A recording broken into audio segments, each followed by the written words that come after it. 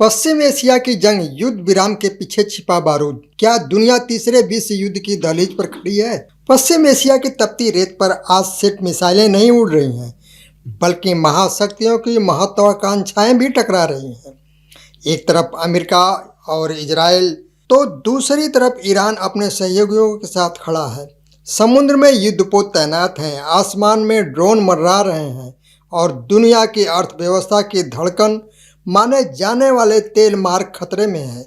नमस्कार, मैं आर्यन सिंह, आप देख रहे हैं न्यूज डंका। न्यूज डंका में आपका स्वागत है। दोस्तों, आज बात हो रही है पश्चिम एशिया जंग को लेकर। सबसे बड़ा सवाल यह है कि क्या दुनिया तीसरे विश्व युद्ध की दहलीज पर खड़ी है? दोस्तों, सवाल सिर्फ यह नहीं कि अगला हमला कहाँ होगा, बल्कि यह है कि क्या यह संघर्ष पूरी दुनिया को अपनी चपेट में ले सकता है। आज हम इसी विस्फोटक भू राजनीतिक संकट की परतें खोलेंगे। दोस्तों, वैश्विक स्तर तेजी से बदलते घटनाक्रमों में सवाल तेजी से उभरता दिखाई दे रहा है। पश्चिम एशिया में एक बार फिर इतिहास करवट ले रहा है।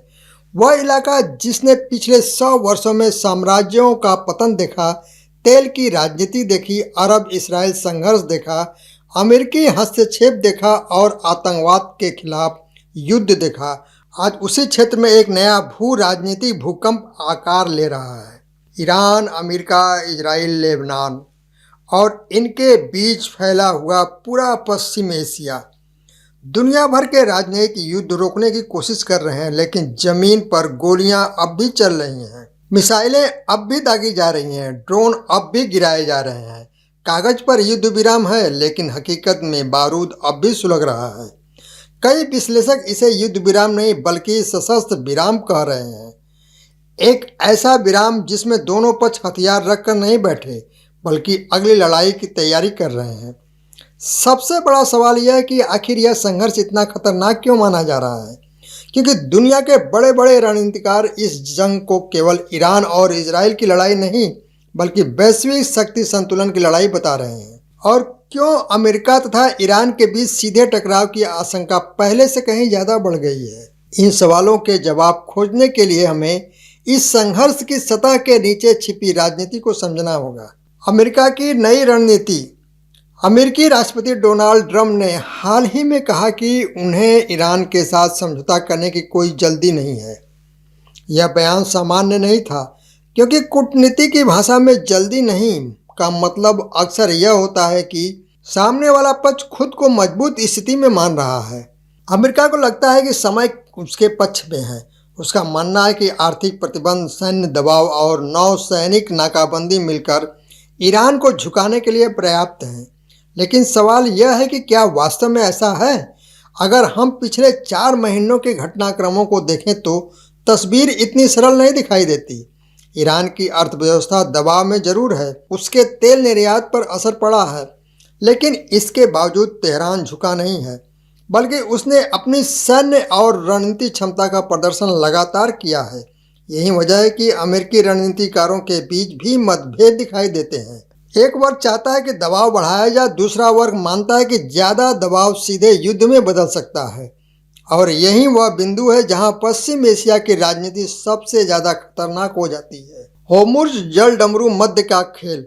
अगर दुनिया का कोई एक समुद्री मार्ग वैश्विक अर्थव्यवस्था की धड़कन कहा जा सकता है तो वह है होर्मुज़ जल डमरू मध्य। यह वही सकरा समुद्री रास्ता है जहां से दुनिया के लगभग 20% तेल और गैस का व्यापार गुजरता है। कल्पना कीजिए, यदि यह रास्ता बंद हो जाए तो क्या होगा? तेल की कीमतें आसमान छू सकती हैं, वैश्विक बाजारों में घबराहट फैल सकती है, यूरोप और एशिया की ऊर्जा सुरक्षा संकट में पड़ सकती है। यही कारण है कि ट्रंप ने कहा कि समझौता होते ही होर्मुज़ जल डमरू खोला जा सकता है। इस बयान का सीधा अर्थ है कि यह समुद्री मार्ग अब केवल व्यापार का रास्ता नहीं, बल्कि राजनीतिक हथियार बन चुका है।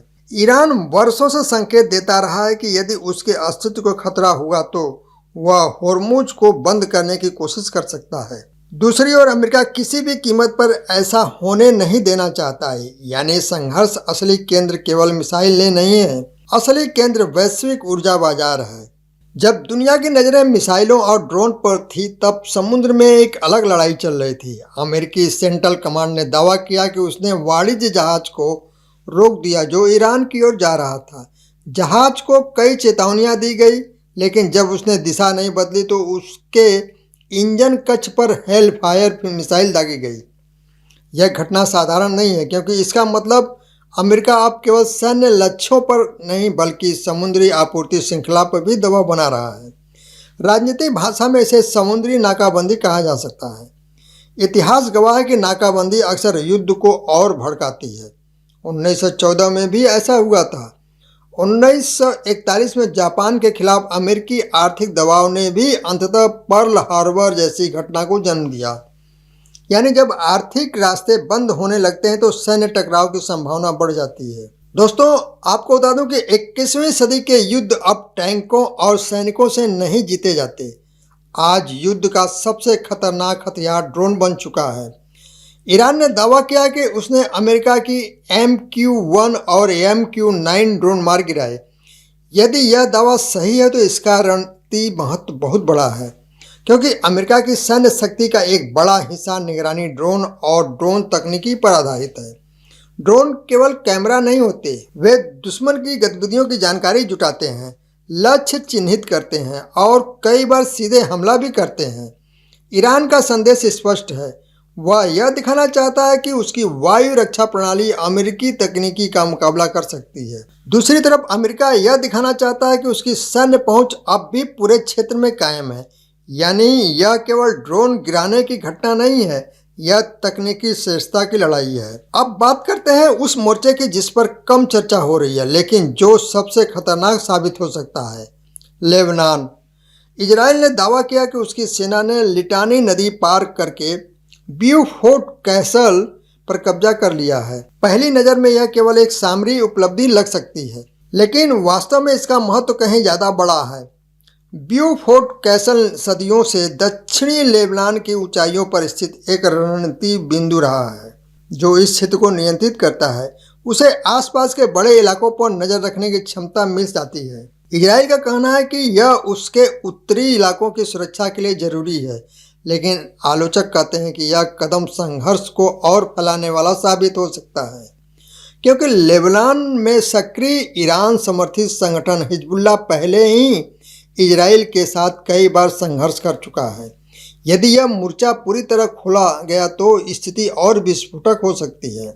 इस पूरे संकट में एक नाम बार बार सामने आ रहा है, पाकिस्तान। रिपोर्टों के अनुसार पर्दे के पीछे कुछ स्तर पर मध्यस्थता की कोशिश चल रही थी। यह दिलचस्प इसीलिए है क्योंकि पाकिस्तान के संबंध अमेरिका और ईरान दोनों के साथ अलग अलग प्रकार के रहे हैं। एक ओर वह अमेरिकी सहयोगी रहा है, दूसरी ओर उसकी सीमा ईरान से लगती है। ऐसे में पाकिस्तान खुद को एक संभावित मध्यस्थ के रूप में पेश करना चाहता है, लेकिन सवाल है कि क्या उसके पास इतना प्रभाव है कि वह दोनों पक्षों को एक मेज पर ला सके। अब तक इसका जवाब स्पष्ट नहीं है। क्या सबसे बड़ा संकट अभी बाकी है?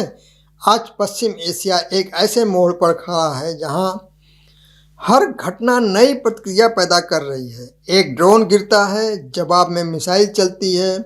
एक जहाज रोका जाता है, जवाब में समुद्री तनाव बढ़ता है। एक पहाड़ी पर कब्जा होता है, जवाब में नया मोर्चा खुल जाता है। यानी घटनाएं अलग अलग नहीं हैं, वे एक दूसरे से जुड़ी हुई हैं। और यही वजह है कि दुनिया के बड़े रणनीतिक संस्थान इस संघर्ष को बेहद गंभीरता से देख रहे हैं, क्योंकि कई बार युद्ध अचानक शुरू नहीं होते, वे धीरे धीरे बनते हैं और फिर एक दिन कोई छोटी सी घटना पूरे क्षेत्र को आग में झोंक देती है। क्या पश्चिम एशिया उसी दिशा में बढ़ रहा है? क्या अमेरिका और ईरान सीधे टकराव की ओर बढ़ रहे हैं? क्या होर्मुज जल डमरू वैश्विक अर्थव्यवस्था का नया युद्ध क्षेत्र बनेगा? और क्या लेबनान अगला बड़ा मोर्चा साबित होगा? इन सवालों के जवाब आने वाले दिनों में तय करेंगे कि दुनिया शांति की ओर बढ़ेगी या एक और बड़े भू राजनीतिक संकट की ओर। दोस्तों, जब भी ईरान का नाम आता है तो लोगों के दिमाग में सबसे पहले परमाणु कार्यक्रम, बैलिस्टिक मिसाइलें और IRGC का नाम आता है, लेकिन वास्तविकता इससे कहीं बड़ी है। ईरान की सबसे बड़ी ताकत उसका भूगोल है। यह देश पश्चिम एशिया के उस केंद्र में स्थित है जहां से अरब दुनिया, मध्य एशिया और मध्य एशिया एक दूसरे से जुड़ते हैं। उत्तर में कैस्पियन सागर, दक्षिण में फारस की खाड़ी, पूर्व में पाकिस्तान, अफगानिस्तान और पश्चिम में इराक और तुर्की। यानी ईरान केवल एक देश नहीं बल्कि एक राजनीतिक चौराहा है। इतिहास में जितने भी साम्राज्य इस क्षेत्र पर नियंत्रण चाहते हैं उन्हें ईरान की भौगोलिक स्थिति का सामना करना पड़ा, चाहे वह ब्रिटिश साम्राज्य हो, रूसी साम्राज्य हो या फिर आधुनिक अमेरिका। यही कारण है कि ईरान को पूरी तरह अलग थलग करना लगभग असंभव माना जाता है। IRGC ईरान का समानांतर सैन्य ढांचा। दुनिया के अधिकांश देशों में सेना सरकार के अधीन होती है, लेकिन ईरान का मॉडल अलग है। यहाँ इस्लामिक रिवोल्यूशनरी गार्ड कॉर्प्स यानी IRGC केवल सैन्य संगठन नहीं है, यह राजनीतिक शक्ति भी है, आर्थिक शक्ति भी है और रणनीतिक शक्ति भी है। IRGC की अपनी नौसेना है, अपनी खुफिया व्यवस्था है, अपनी मिसाइल इकाइयां हैं, यहाँ तक कि विदेशों में सक्रिय कई सहयोगी संगठनों से भी उसका गहरा संबंध माना जाता है। यही कारण है कि जब IRGC कोई बयान देता है तो उसे केवल सैन्य चेतावनी नहीं बल्कि राष्ट्रीय नीति के संकेत के रूप में देखा जाता है। अमेरिकी ड्रोन गिराने का दावा भी इसी रणनीति का हिस्सा माना जा रहा है।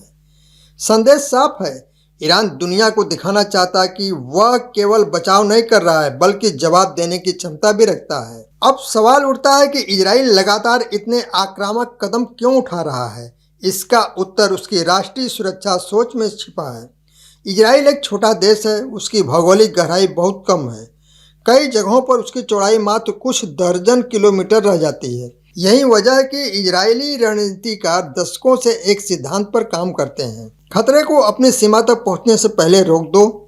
यही कारण है कि इजराइल अक्सर अपने विरोधियों के खिलाफ पूर्व निरोधक कार्रवाई करता है। उसका मानना है कि यदि दुश्मन को समय दिया गया तो भविष्य में खतरा और बढ़ जाएगा। लेबनान में ब्यूफोर्ट रिज पर कब्जे का दावा भी इसी सोच का हिस्सा माना जा रहा है। इजराइल अपने उत्तरी मोर्चे को सुरक्षित करना चाहता है, लेकिन दूसरी ओर इससे संघर्ष का विस्तार भी हो सकता है। अमेरिका आखिरकार चाहता क्या है, यह सवाल सबसे महत्वपूर्ण है। क्या अमेरिका वास्तव में युद्ध चाहता है या वह केवल दबाव बनाकर समझौता करवाना चाहता है? इसका जवाब सीधा नहीं है। अमेरिका के भीतर भी कई शक्ति केंद्र हैं। व्हाइट हाउस, पेंटागन, विदेश विभाग, खुफिया एजेंसी और कांग्रेस, इन सभी के दृष्टिकोण पूरी तरह समान नहीं होते। कुछ लोग मानते हैं कि ईरान को कमजोर करना जरूरी है, कुछ लोग मानते हैं कि पूर्ण युद्ध अमेरिका के हित में नहीं होगा, क्योंकि पश्चिम एशिया में नया बड़ा युद्ध केवल सैन्य नहीं बल्कि आर्थिक संकट भी पैदा कर सकता है। तेल की कीमतें बढ़ सकती हैं, वैश्विक व्यापार प्रभावित हो सकता है और अमेरिकी अर्थव्यवस्था पर भी दबाव बढ़ सकता है। यही कारण है कि ट्रंप एक तरफ सैन्य दबाव की बात करते हैं और दूसरी तरफ समझौते का रास्ता भी खुला रखते हैं। यदि इस पूरे संकट का कोई सबसे दिलचस्प खिलाड़ी है तो वह है रूस। मॉस्को खुलकर युद्ध में शामिल नहीं है, लेकिन घटनाओं पर उसकी नज़र लगातार बनी हुई है। रूस जानता है कि पश्चिम एशिया में अस्थिरता का असर यूरोप तक पहुंचता है। ऊर्जा बाजार प्रभावित होते हैं, राजनीतिक समीकरण बदलते हैं और अमेरिका का ध्यान भी बढ़ता है। कुछ विशेषज्ञ मानते हैं कि रूस इस स्थिति को रणनीतिकार अवसर के रूप में देख रहा है, क्योंकि जितना अधिक अमेरिका पश्चिम एशिया में उलझेगा उतना कम ध्यान वह अन्य क्षेत्रों पर दे पाएगा। हालांकि रूस फिलहाल खुलकर किसी सैन्य टकराव का हिस्सा बनने से बच रहा है। अगर रूस सैन्य दृष्टि से महत्वपूर्ण है तो चीन आर्थिक दृष्टि से उतना ही महत्वपूर्ण है। चीन आज दुनिया का सबसे बड़ा ऊर्जा आयातक देशों में से एक है। उसकी अर्थव्यवस्था पश्चिम एशिया के तेल पर काफ़ी हद तक निर्भर है। यही कारण है कि बीजिंग पूरे संकट को बेहद गंभीरता से देख रहा है। चीन की सबसे बड़ी चिंता है ऊर्जा आपूर्ति। यदि होर्मुज जलडमरू बाधित होता है तो चीन को भारी आर्थिक झटका लग सकता है। इसीलिए चीन युद्ध नहीं चाहता, वह स्थिरता चाहता है, लेकिन साथ वह यह भी नहीं चाहता कि अमेरिका पूरे क्षेत्र में अपना प्रभाव और मजबूत कर ले। यानी चीन की नीति संतुलन की है। क्या तेल फिर दुनिया को हिला सकता है? 1973 का तेल संकट दुनिया नहीं भूली है। जब तेल उत्पादक देशों ने आपूर्ति सीमित की थी तो पूरी विश्व अर्थव्यवस्था हिल गई थी। आज परिस्थितियां अलग हैं, लेकिन खतरा पूरी तरह खत्म नहीं हुआ है। यदि पश्चिम एशिया का संघर्ष बढ़ता है तो तेल बाजार में भारी उथल पुथल हो सकती है। कच्चे तेल की कीमतें अचानक बढ़ सकती हैं, परिवहन महंगा हो सकता है, महंगाई बढ़ सकती है और कई देशों की अर्थव्यवस्था दबाव में आ सकती है। यही कारण है कि दुनिया के वित्तीय बाजार इस युद्ध को बेहद ध्यान से देख रहे हैं। क्या यह तीसरे विश्व युद्ध की शुरुआत है? यह प्रश्न अक्सर पूछा जा रहा है, लेकिन इसका उत्तर भावनाओं से नहीं बल्कि तथ्यों से देना होगा। वर्तमान स्थिति बेहद खतरनाक जरूर है, लेकिन अभी इसे तीसरा विश्व युद्ध कहना जल्दबाजी होगी। हालांकि कुछ ऐसे संकेत जरूर मौजूद हैं जो चिंता बढ़ाते हैं। पहला, कई देशों के हित इस संघर्ष से जुड़े हुए हैं। दूसरा, ऊर्जा सुरक्षा दांव पर लगी हुई है। तीसरा, सैन्य तकनीकी का उपयोग तेजी से बढ़ रहा है। चौथा, राजनयिक प्रयास लगातार कमजोर पड़ रहे हैं। यदि इन परिस्थितियों में कोई बड़ी गलती हो जाती है तो स्थिति नियंत्रण से बाहर जा सकती है। सबसे बड़ा खतरा, गलत अनुमान। इतिहास बताता है कि कई युद्ध जानबूझकर नहीं बल्कि गलत आकलन के कारण शुरू हुए। 1914 में यूरोप के नेताओं को भी नहीं लगा था कि एक क्षेत्रीय संकट विश्व युद्ध में बदल जाएगा, लेकिन घटनाएं तेजी से आगे बढ़ी। आज भी खतरा यही है। यदि कोई पक्ष दूसरे की क्षमता को कम आंक ले, यदि कोई हमला अपेक्षा से अधिक बड़ा साबित हो जाए, यदि कोई सैन्य कार्रवाई नियंत्रण से बाहर चली जाए, तो हालात तेजी से बिगड़ सकते हैं। और यही बात IRGC के उस बयान को महत्वपूर्ण बनाती है जिसमें उसने कहा कि उसके दुश्मनों ने उसकी ताकत को कम आंका है। असली लड़ाई अभी बाकी है। पश्चिम एशिया का यह संघर्ष केवल मिसाइलों का युद्ध नहीं, यह प्रभाव का युद्ध है, ऊर्जा का युद्ध है, भूगोल का युद्ध है और सबसे बढ़कर भविष्य के वैश्विक शक्ति संतुलन का युद्ध। एक तरफ अमेरिका और उसके सहयोगी हैं तो दूसरी तरफ ईरान और उसके क्षेत्रीय नेटवर्क, बीच में रूस और चीन जैसे खिलाड़ी जो हर घटना पर नजर रखे हुए हैं। दुनिया फिलहाल युद्ध विराम और संघर्ष के बीच इस धुंधली रेखा पर खड़ी है जहां से भविष्य की दिशा तय होगी। लेकिन एक बात निश्चित है, पश्चिम एशिया की कहानी अभी खत्म नहीं हुई है। सबसे महत्वपूर्ण अध्याय अभी लिखा जाना बाकी है। पश्चिम एशिया की इस जंग का अगला अध्याय सिर्फ तेहरान, तेल अवीव या वाशिंगटन में नहीं लिखा जाएगा, बल्कि इसका असर पूरी दुनिया महसूस करेगी। अब देखना यह है कि आने वाले दिन शांति का रास्ता खोलते हैं या इतिहास एक बड़े वैश्विक संघर्ष का गवाह बनने जा रहा है। तो आखिरकार सवाल वही है जो पूरी दुनिया के सामने खड़ा है। क्या पश्चिम एशिया एक और बड़े युद्ध की ओर बढ़ रहा है या फिर आखिरी समय में कूटनीति इस संकट को रोक लेगी? आज हालात ऐसे हैं कि एक ड्रोन, एक मिसाइल, एक गलत सैन्य निर्णय या एक गलत आकलन पूरे क्षेत्र को आग की लपटों में झोंक सकता है। अमेरिका अपनी रणनीति बढ़त बनाए रखना चाहता है, इजराइल अपनी सुरक्षा को लेकर कोई जोखिम नहीं लेना चाहता, जबकि ईरान यह दिखाना चाहता है कि वह दबाव में झुकने वाला नहीं है। दूसरी ओर रूस, चीन, तुर्की और खाड़ी देश भी अपने अपने हितों के हिसाब से इस संकट पर नज़र बनाए हुए हैं। लेकिन इतिहास हमें एक महत्वपूर्ण सबक देता है। युद्ध शुरू करना आसान होता है, उसे समाप्त करना नहीं।